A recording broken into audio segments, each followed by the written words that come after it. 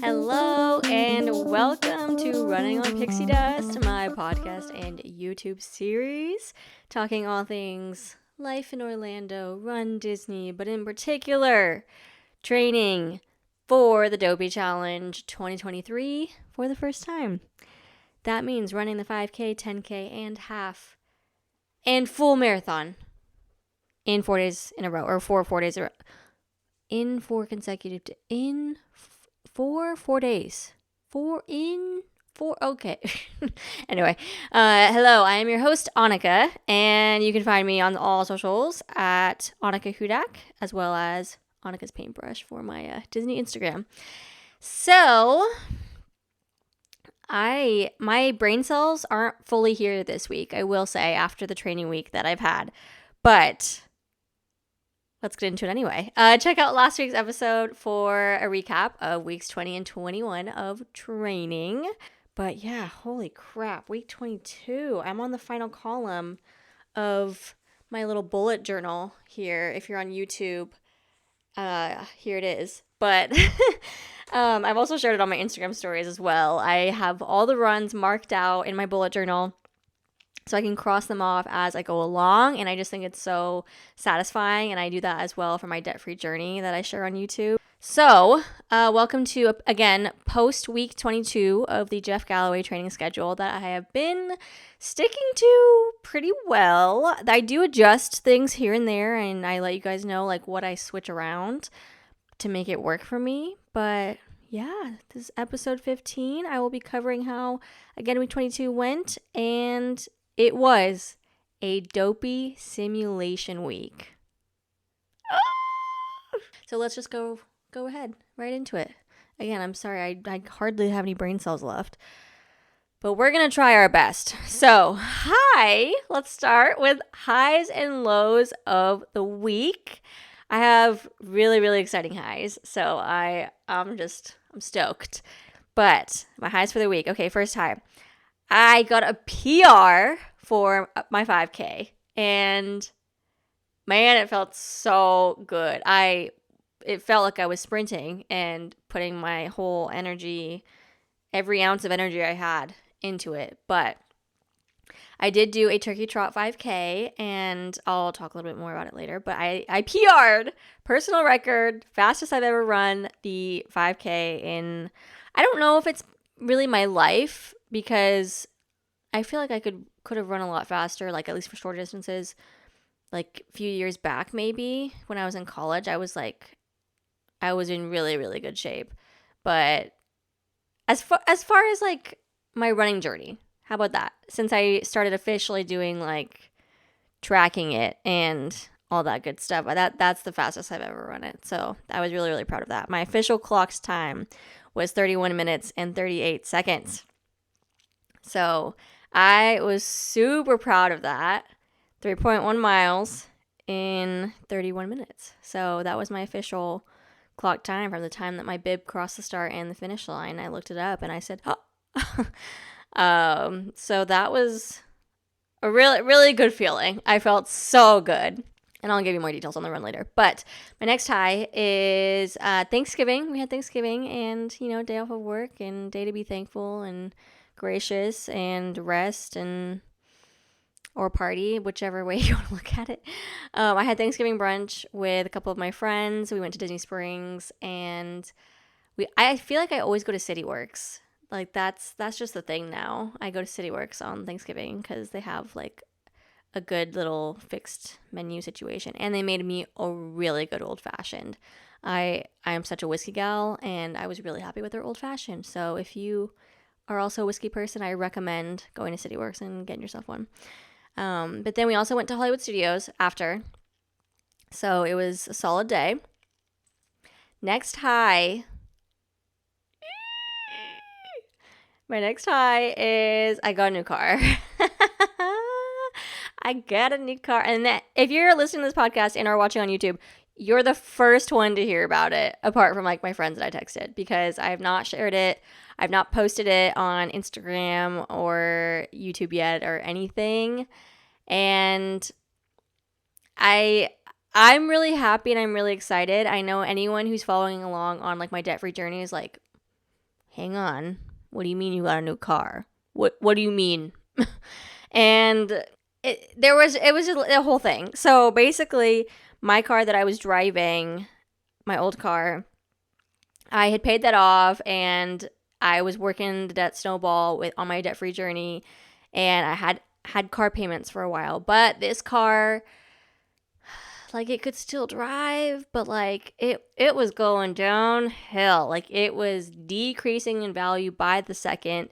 The dashboard was broken. Like, I had pieces duct taped on this car, and like electrical things were definitely starting to stop working. Like, my dashboard alone was shot. Like, it was not working. You couldn't see the mileage. You couldn't see like how many miles of gas you had left, and what else was on, like, I mean, seeing the mileage was like the biggest thing, and if you're trying to sell your car, you need to know the mileage. So it was just like kind of a whole thing. But then I have my electrical part, that's like the radio and not, I guess, functionality of the car, but just in general, that was really starting to have a lot of issues, and I hate car issues.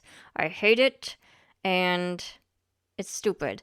And I couldn't have like a nice phone holder in it, and so mapping myself places would just be like difficult, and I am directionally challenged. So one of the things I was like really looking forward to and eventually upgrading my car for was Apple CarPlay, to have, you know, your maps and your music and all your things and all the trinkets and all the cool gadgets and bells and whistles. But so anyway, I decided to go to this dealer on Black Friday and see what I could do. And I wasn't fully committed to being like, yeah, I'm going to buy a car no matter what. But I was going to see like how much they would give me for my car and then kind of go from there. So I guess we'll just get into the story. I'll try and be quick. I don't want to ramble on this tangent. But basically, since my car dashboard was broken and you couldn't see the mileage, like, again, that makes it really hard to sell your car, because like they just kind of have to believe you when you tell them, like, yeah, I think it's like this many miles, and then they're not going to get resale for it because the dashboard is broken. And so I go in after talking with people on the phone, making this appointment, being like, okay, you guys are going to give me a good deal for my car. And, you know, of course they always say that to get you in. And the person you talk to is never even the person that's actually selling cars. So it's just stupid. I hate cars. I hate everything to do with cars. And I hate all car people. Okay, sorry, don't take offense to that if you're a car person. But it's just like car salespeople, car mechanic people, they're always trying to upsell you. And me, being a small female who could care less about car engines, and I don't know, I couldn't even tell you what, like, I don't even know what else to list for you. I just, I will say, this car has a lot of little gadgets that were really cool. So anyway, I go, and they were going to give me $2,500 for my car. I said, LOL, NFW, goodbye. And then they were like, oh, well, it's because the dashboard's broken. And I'm like, yeah, and next, try again. I'm not taking less than like $4,000 for this car, because like then it's really not worth it. And I'm already taking a big step by financing for this new car that I'm like anticipating paying off as quickly as possible, kind of thing, because I am on this debt-free journey. But I was just so mad. And so, of course, you got to do the haggling thing and then talk to the finance guy. And then they'll be like, all right, like, wait, like, let me go see what we can do. And I mean, obviously, never accept your first offer of anything in life ever. You're not giving me $2,500 for an SUV. Like, it's a 2014. It's got less than 100,000 miles. I do know that, even with the stupid broken dashboard. But like, still, like, And so they went back, and the original car that I actually went to look for, they couldn't find. Like, I found my perfect car, and then I saw that this dealer had it in two colors, and I was kind of on the fence of like which color I wanted anyway, so I was going to go see them both. But the original, like, more unique color that I was looking for, just that I just wanted to look at, they couldn't find it. So my mom was like, was that a bait and switch? Like, that's very illegal. Because, like, this car does not exist on their lot. And so it was a little sketchy. But I found my same car in two other colors, black and red. And so I honestly was like down for a black car. I was like, that looks so sleek. Like, I'm down. But like, with black cars, like they show fingerprints and dirt and all that other crap. And I live in Florida. It rains every 5 seconds. But like, I also have a garage now and that kind of thing. So anyway, they were like, well, what if you took the red one? Like, what if I give you $5,000 and you take the red car? And I was like, I don't want the red car. And so, like, it was just so stupid. And I spent like half a day yelling at these car men. And yeah, I mean, just like me being a small woman there by myself, like, already, it's just like they're ready to take advantage of you. And I was just not going to let that happen. But my thing is, too, is I am not quite as educated on like car buying and these secret deals and all these extra warranties and things I should look out for, and like how I can negotiate better. And I don't want to be well versed in that. Like, I do not care. Like, of course I want the best deal, but it's just, I'm not willing to, I don't know, lose steam over it. So it's just a whole thing. Anyway, I ended up going with the black car, and they ended up like giving me more money for my car. So then it just kind of worked out, and long story short, I have my car that I want. So we'll see if I reveal her on Insta stories anytime soon. But yeah, long story. Wow. That was a super high. So I'm really happy with my new car, and it's new to me. She's 2022, and I think she was a lease for an older person. So it only had 8,000 miles on it and was perfect. So and I got a pretty good deal. So I'm pretty happy. Moving right along. Let's move on. I reached my farthest milestone. My farthest milestone. I ran 20 miles in one time. At one time, I ran 20 miles. That's pretty insane. I am unwell. Like, to be honest, actually, like, I do feel pretty good. Like, I'm feeling strong. Like, I'm feeling like this training is actually working, and it definitely is, because like the rebound from the long runs is so much shorter, and I recover so much nicer and smoother and quicker. And obviously, like, who would have thought training works? Who would have thought? But I mean, it is also very exhausting, and I'm not used to being like this sore and this exhausted every day. When back in the day, like when I was a dancer in high school and stuff, like I was absolutely exhausted and so unbelievably sore every single day, because I was dancing like 6 hours a night, and then, you know, doing my homework and all that after, and then waking up at 6 to go to school the next day, and then doing it all again, and then dancing all weekend to be in like productions and things like that, and like dancing on point. So like, I'm used to being sore and having my toes be in pain and not being able to get out of bed. But like, that was like past me.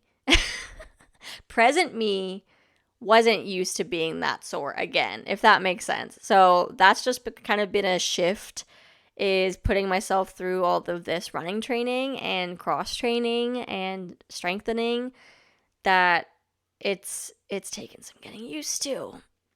What is a low is blisters. Oh my freaking, I don't know what to do. I ordered some toe socks, so I'm trying to problem solve already here, but my toes are prone to blisters. It's not a matter of like if I'll get blisters, it's a matter of how bad will the blisters be.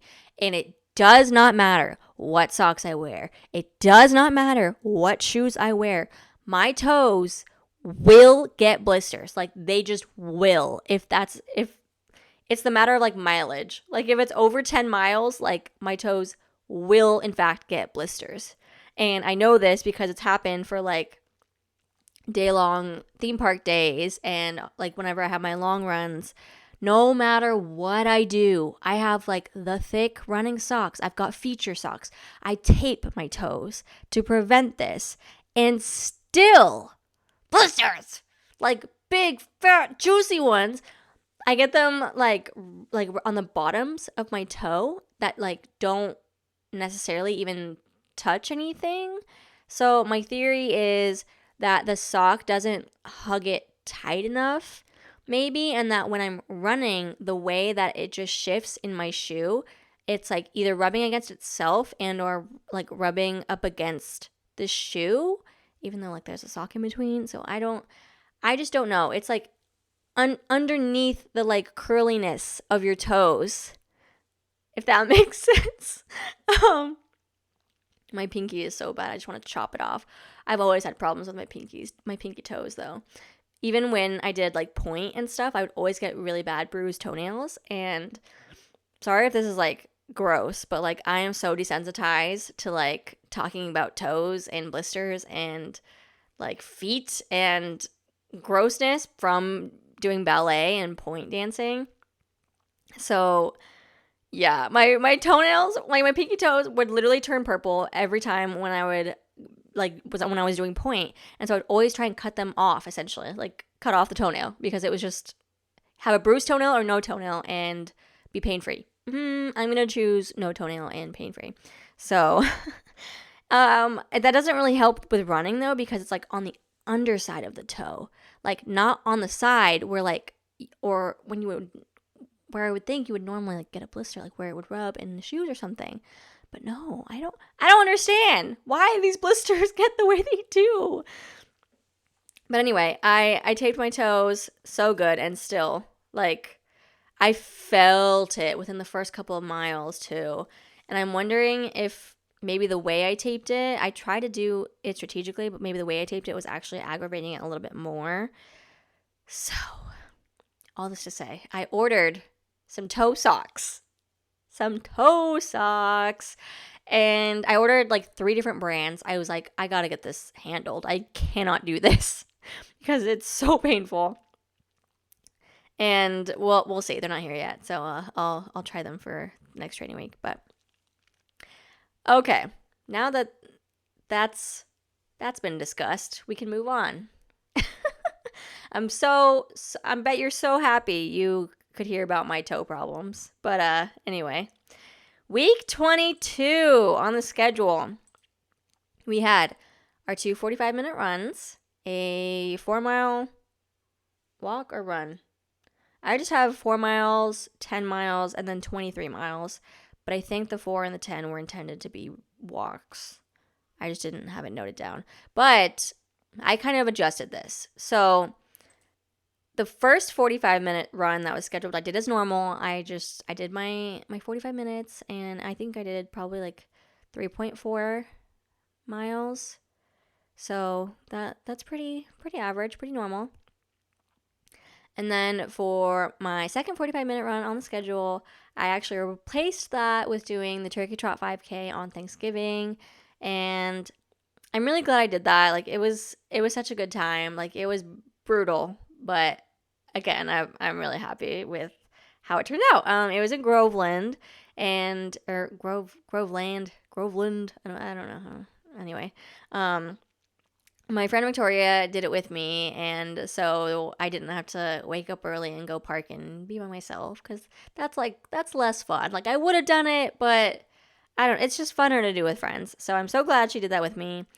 And I decided to make it an endurance run. I wasn't sure what I was going to do, if I was going to do a walk run or if I was going to like walk, or I didn't know what I was going to do. And so I kind of showed up just letting my body decide, like race morning, and tell me what I'm going to do.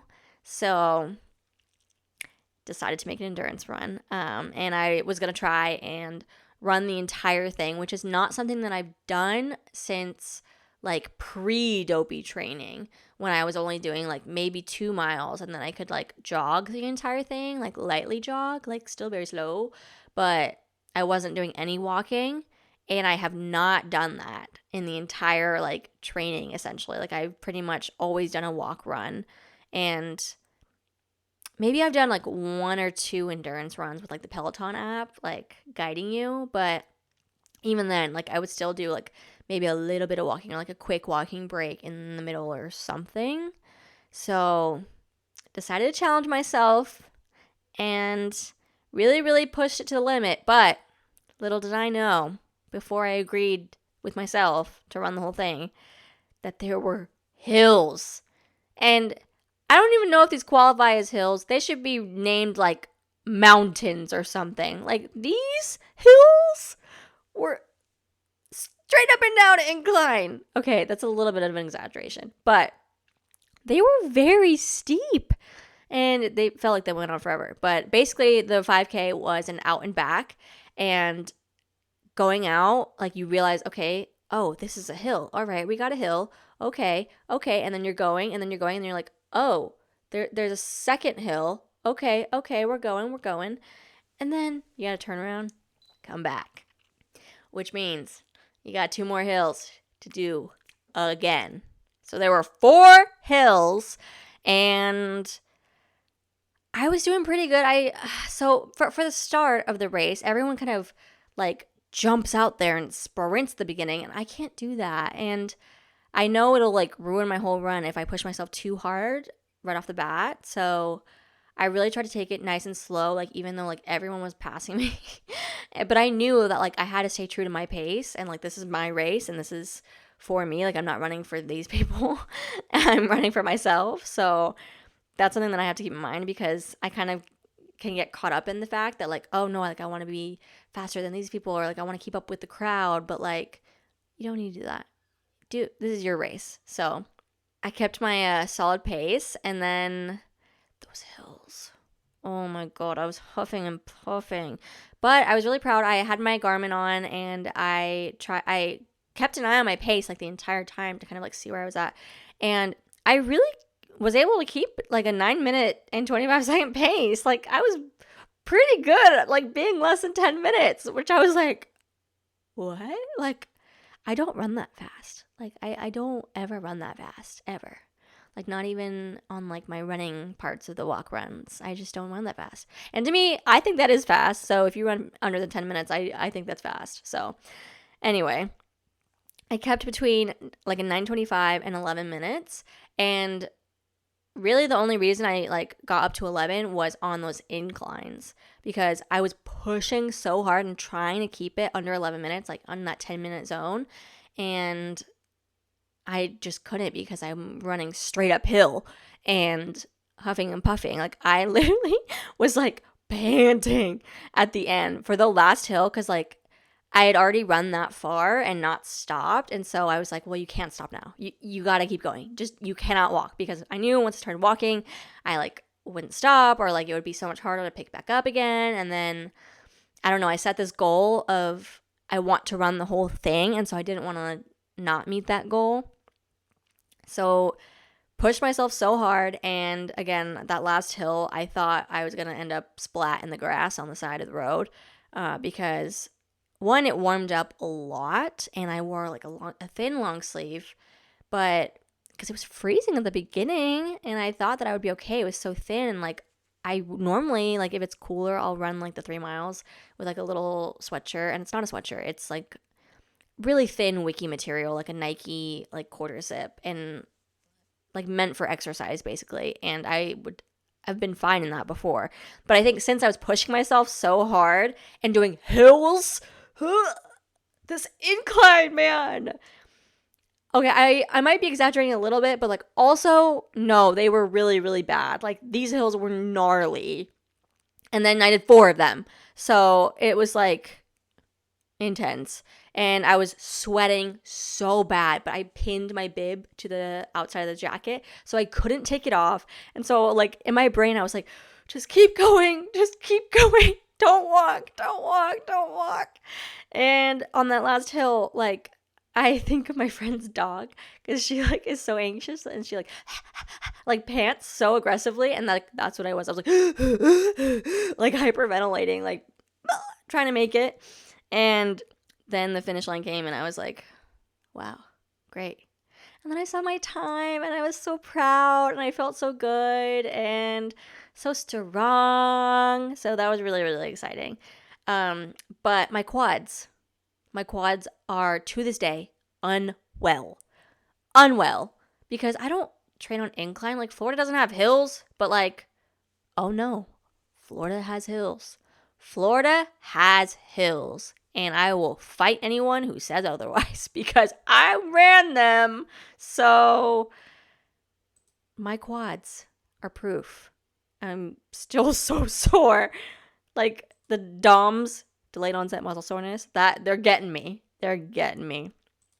So that was my second 45-minute run. On the schedule, there was like a 4-mile walk, I want to say. And so this, I didn't really do an official tracking for it because one, I was dead from the 5K. Now, being a dopey runner in training, like 3 miles is like nothing. I'm like, oh yeah, 3 miles, like could whip that out, no problem. Like easy peasy, because I've been doing so much training and I've been living and breathing the Florida humidity while training. So that's definitely helped me out a bit, but I was not expecting that to like wipe me out. But again, there were hills and they were really big. So for that 4-mile walk, I didn't really track anything. I walked Cinnamon, my dog, around my neighborhood and called it good. I was like, nah, we're good. That's good enough. I moved. It counts. And then I think it was a 10-mile walk on the schedule, but I didn't want to do that. I'm not going to walk 10 miles. I'm not going to spend my entire Saturday walking 10 miles because like that would take a long time because I don't have a fast walking pace. Like my walking pace would probably be like 20 minutes. And realistically, like, I don't know, like that didn't sound appealing to me. So I just did a normal walk run. I took, no, I didn't use my timer. I used my Run Keeper timer because it just has it in my headphones while I listen to like Spotify. But I felt really, really good. And yeah, I went to Universal after, walked around there. I was really, really tired. Honestly, some tiredness was still from the 5K because it took so much out of me because not only were there hills, like I said 5,000 times, but it felt like I was basically sprinting the whole time. And not fully sprinting, but again, so much faster than I would normally do. Like, again, I've been averaging mile paces, like 13-minute miles with my walk run, though. So now with me running and like pushing myself the whole time, like knowing that I can get under a 10-minute mile, like that was pretty insane. But again, my body had not been doing that. So she was like, huh? I was really, really tired because again, I woke up early every single day and like I woke up early to go to the dealership too. And that was just stressful. Oh, that's also what I did on the 4-mile walk day was dealing with car people. And so I said, that's enough. I just earned at least 2 miles from yelling at these car people. So same thing, right? Moving right along, the 23-mile run. So I actually switched that to a 20-mile run because I didn't run the actual full 20 miles that was scheduled back on Wind Down weekend because I had the challenge. I ran the 10K and the half marathon back to back. And so I kind of just counted that as like my 20-mile long run and called it good. So I decided to instead run the 20 miles this week because in a couple weeks on the Galloway schedule, they actually have you running a full 26 miles for like the dopey simulation, but I'm not going to do that. I'm not going to run the full 26. And I think it's fine, truly. Wanted to make it for 20 miles, and that's exactly what I did. So I ran with my friend Ashley, and she's my running buddy. Ran with her for One Dine, and she's been on the podcast before, but we're good, like, in sync runners, I think, like running buddies. I had my overnight oats and my espresso and was good to go. Packed up all my stuff and had my like running vest. So she ran 13 and a half miles with me, and then I finished up solo because she had to go and didn't want to do the full 20 miles, which I don't blame her. I did not want to do it, but I was like, no, I have it on my schedule. Nope, I have to do it. I have to, because in a few weeks I'm gonna try and do either 23 or 24, truthfully. I want to be as prepared as I can for this marathon. And no, I'm not running a full marathon because I want the Dopey Marathon like to be my first marathon that I complete. So, but in order to get to that point and like have one more super long training run, like I feel like I have to push myself higher, because you can't go up too much in too little time, because then you would hurt yourself. So decided to finish up alone, but it was all right. We made stops too. I didn't stop the time, my timers or anything. I think the full 20 miles took 4 hours and 48 minutes, which is absolutely insane. Like when I'm actually running, like the time actually passes by semi quickly, like especially when you're conversing with someone. Like me and Ashley were just like chatting it up for the first half marathon, the first 13 miles of the run. And before you know it, like you're whipping out like, okay, 6 miles is done. All right, another 6 miles. You're good. And we were taking it easy. We're doing run walk. I had my Galloway timer going. We did 60-30. And we even stopped at Walgreens, because Ashley is a crazy person and does not run without like hydration vest. She like only brought a bottle of water, and I'm just like, how? I mean, obviously there's so many runners out there who only take like the handheld water bottle or something, and I'm just like, how? How do any of you do this? But it was actually really warm, and it was so humid. It was at least 91% humidity. Disgusting. So we stopped at Walgreens on our run, and we got some water, and I picked up a Gatorade, and we both needed it. And then we stopped and had a potty break at Publix, and I didn't stop my watch or anything. So, I mean, we obviously had a little bit longer miles for those. And oh my gosh, there's nothing worse than trying to go to the bathroom when you have like your sweaty leggings on. Blech. I wore what I'm going to wear for the marathon, and this was like my trial run in it. I have, they're both Lululemon, and what can I say? I really like their stuff. I think their running materials and styles and designs and compartments and special things that they have, I just think they're the best. They're the best. And of course, I am also an Amazon queen, and there's plenty of stuff on there that works well for people. But like, I love my Lululemon. I do love it. It's so expensive, but for me, it's so worth it.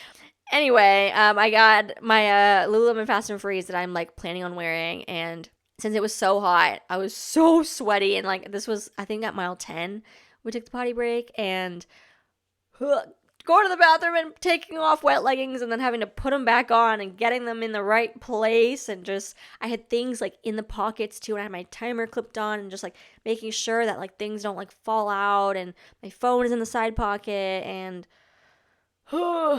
terrible. But I mean, I did it, and it was terrible, but I mean, it actually like worked out. It wasn't as bad as I thought. And I think doing this trial run and like kind of having that in mind, having that experience, like, okay, I know that these leggings like will work when they are super sweaty and disgusting, and like you have to go to the bathroom in the middle of your run or whatever.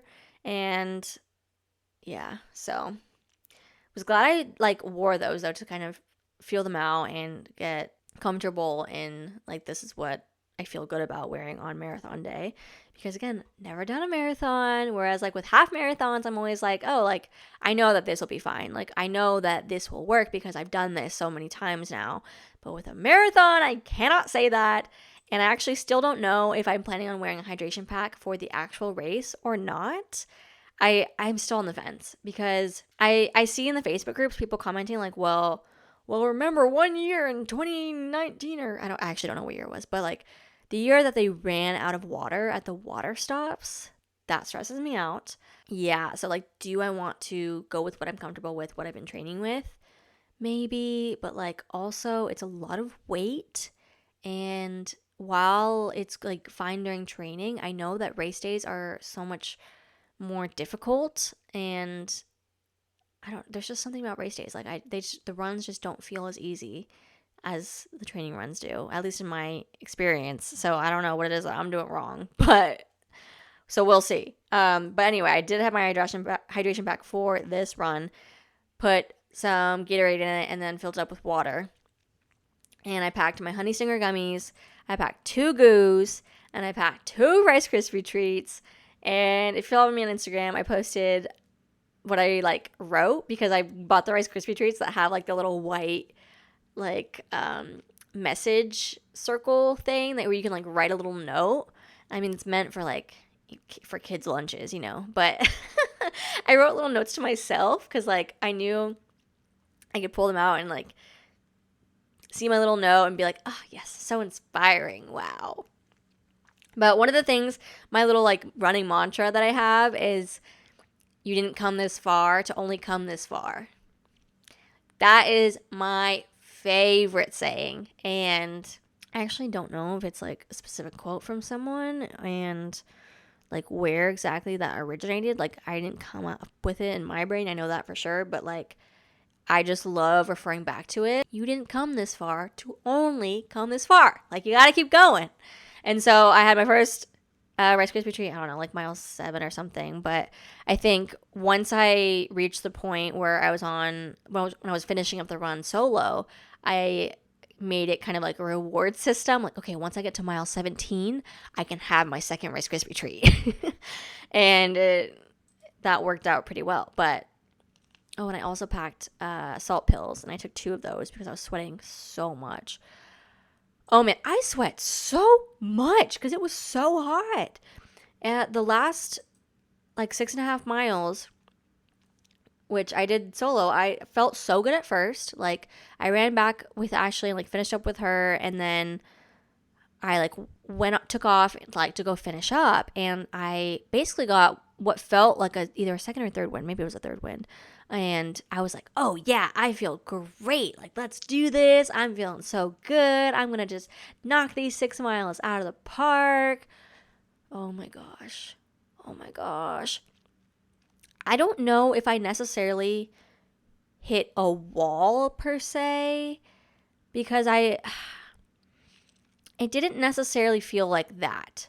It felt like something else. I don't really know exactly how to even describe it, other than I'll tell you what was happening, especially in those last 3 miles. Again, since I had sweat so much and lost so much water, that I was trying to replenish. Like I drank almost all of my hydration back. And again, I chugged like a whole bottle of Gatorade and was fueling as best as I could. I thought I was feeling pretty well and I felt good.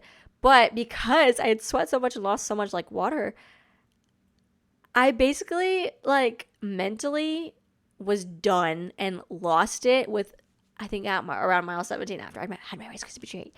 And I was crying, except not crying. I was dry sobbing the last 3 miles just because it was like so emotionally, I was done. Like it was tough.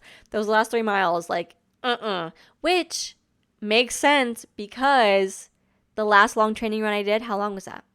17 miles. So once I passed the mark of the farthest I had gone before, then it was really, really tough. And that's stressing me out for marathon day because I don't want to do the full 26 before marathon day. So that's encouraging me to get to at least 24 because I think 2 miles of dying is better than 3 miles of dying. You know what I mean? But yeah, so it got to the point where like my knees were giving out, and like they weren't necessarily giving out. It's just like they were crying, like straining. And I don't mean straining in like an aggressive way. Just like things were just tired. My knees were tired. My mind was tired. My mind was giving out. It was playing tricks on me. I started like not caring who would hear me like, like groaning like every other minute basically, because anytime I switched from like a run to a walk, I kept the 60-30 going like the best I could. I would just be like, which really helped. But it stopped helping after that point because it was just like, I want to be done. I want to be done. And you know when like actors are really bad and like they're like like crying, but like nothing is coming out? That was me. That was me. I was literally crying, but I couldn't cry.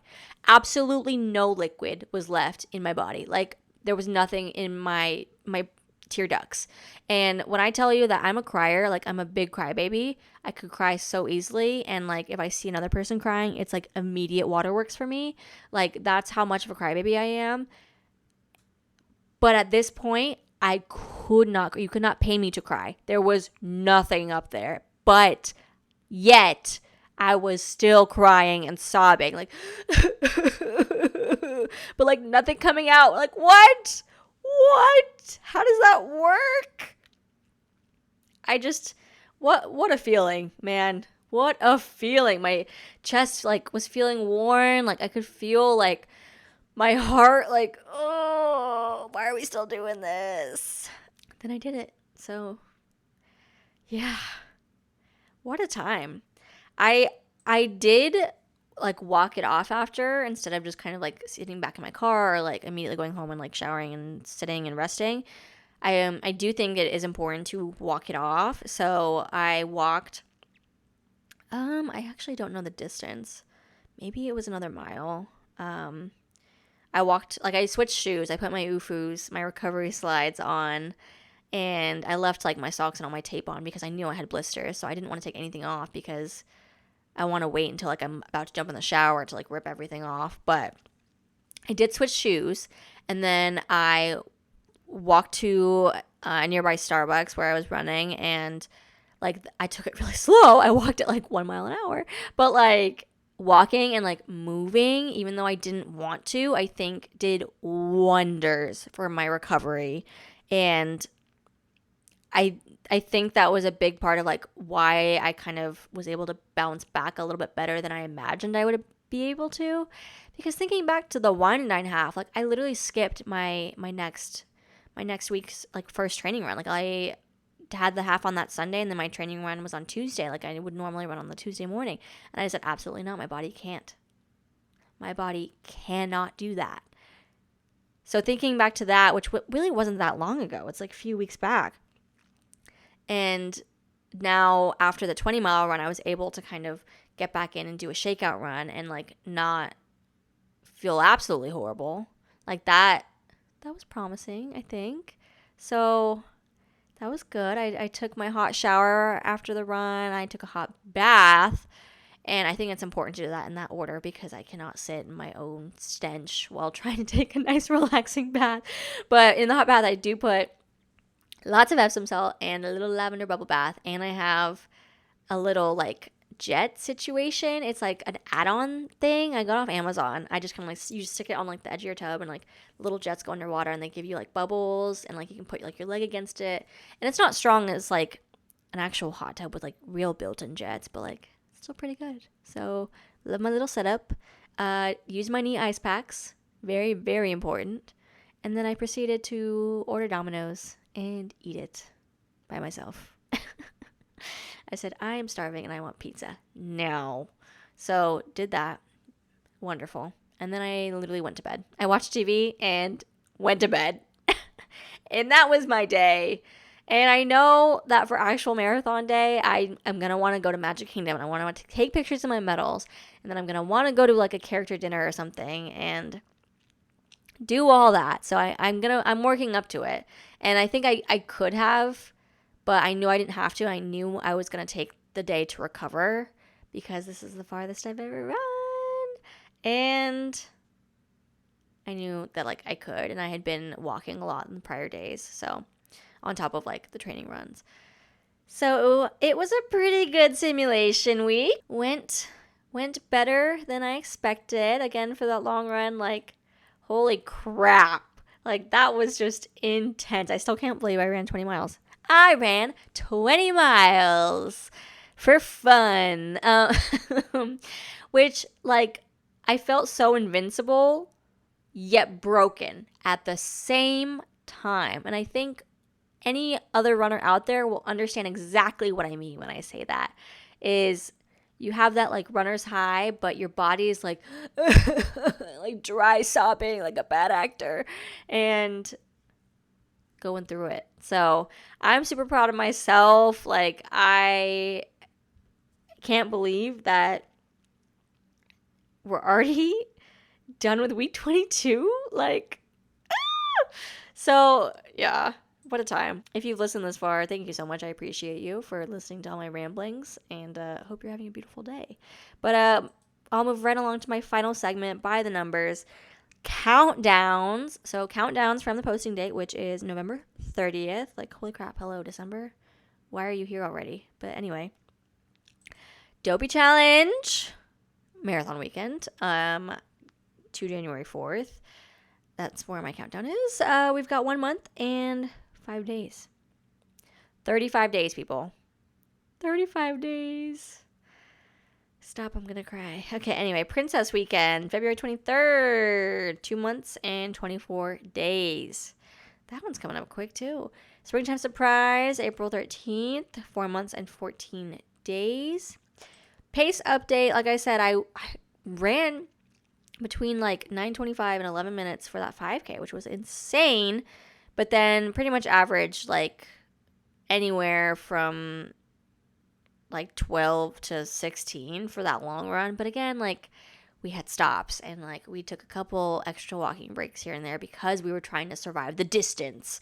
So it's kind of all over the place. But total mileage for the week, about 40 miles. Hello? She did 40 miles last week? Excuse me?